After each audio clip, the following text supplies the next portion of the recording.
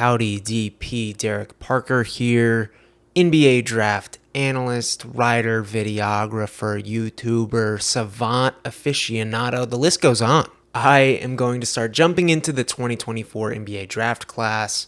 I've already done one way too early mock if you want to go check that out, but I'm going to start the first look series highlighting a few of the top guys. If you've seen my heat check series on this channel, it's going to be a little different than that. Rather than a super in-depth deep dive on their college or professional tape, I'm going to go over more of the generalities of their game, go over some offense, some defense, some improvement points as they head to what is likely their biggest season of basketball yet. As always, drop a like, subscribe, let me know what else you want to see out of this channel, and let's jump into it. Kicking off the first look series is Ron Holland, a 6'8" forward out of Duncanville High School in Texas, who's set to play for the G League Ignite next season.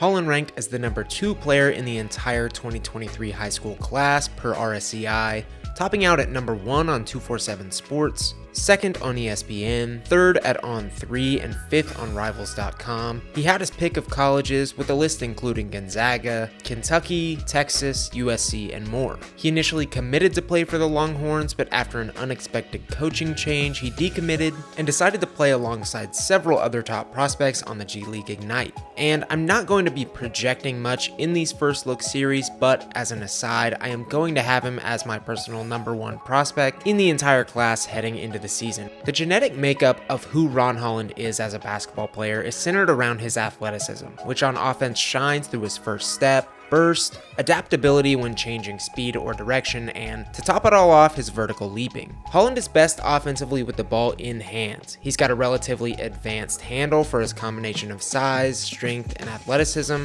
and a really herky-jerky style of driving that makes him a tall task when trying to stay in front. His handle is by no means a finished product, but does allow him to do enough on ball to make him a scoring threat. He's not the most exceptionally coordinated athlete out there, at times misstepping or early gathering, but his raw athleticism often helps him make up for it. He can be a little bit of a wild man with the ball, but those lapses aren't any sort of deal breaker regarding his long-term on-ball upside, and those can be typically easier to refine for players of his caliber. Off-ball, he converts those very same driving tools into slashing ones, which he uses in moderation to nab timely buckets in the lane.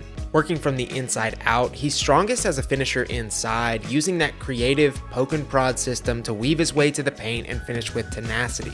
In the mid-range, he finds his spots with those very same tools, is able to elevate quickly, and has a projectable enough jumper that should only get better with time and repetition. Similarly to nearly every other prospect, he's much better off the catch and shoot currently than off the dribble, but he's got a quick release, generates good spin on the ball, and has the strength to adjust on the fly. At Duncanville, he graded average on 182 jump shots and very good on 122 catch and shoot shots per synergy. Both numbers I think will be indicative of future shooting growth. All these same principles extend beyond the arc, where he can certainly still be effective, but is still very much working to harness his range.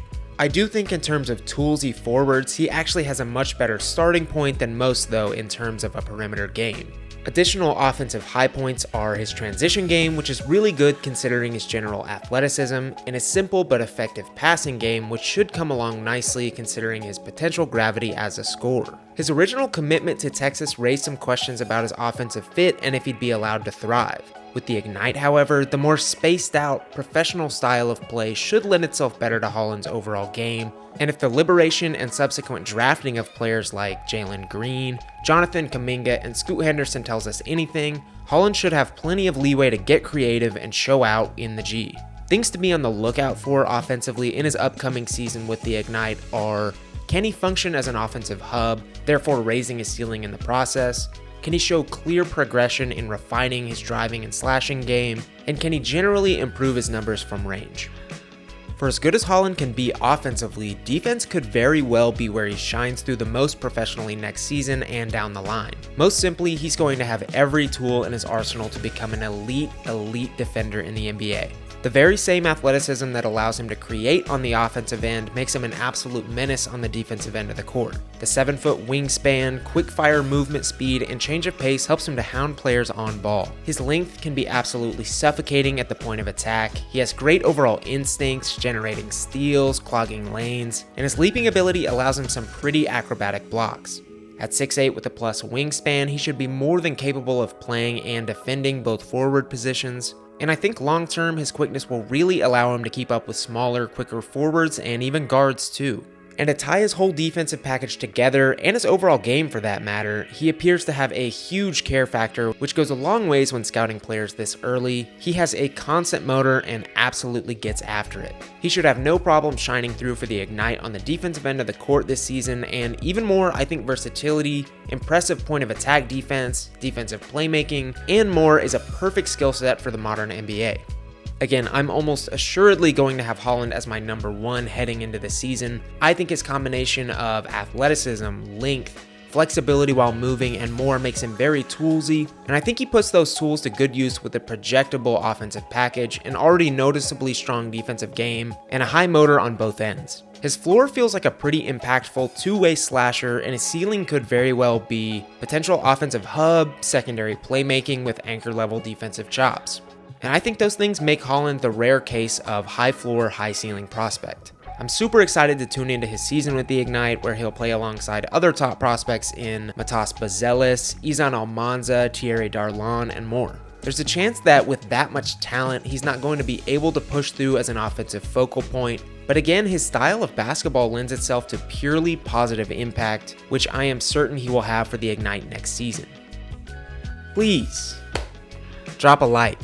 Subscribe, tell your friends, send a carrier pigeon. Your support on here really does help me to continue to get to do this week in and week out. It is very time consuming. I have a lot of other stuff to do, but I really enjoy it. And your support goes a long way in helping me to keep doing it. So let me know what you think of Holland, how excited you are for him to start his professional career, who you want to see in the next First Looks video, and we'll see you next time.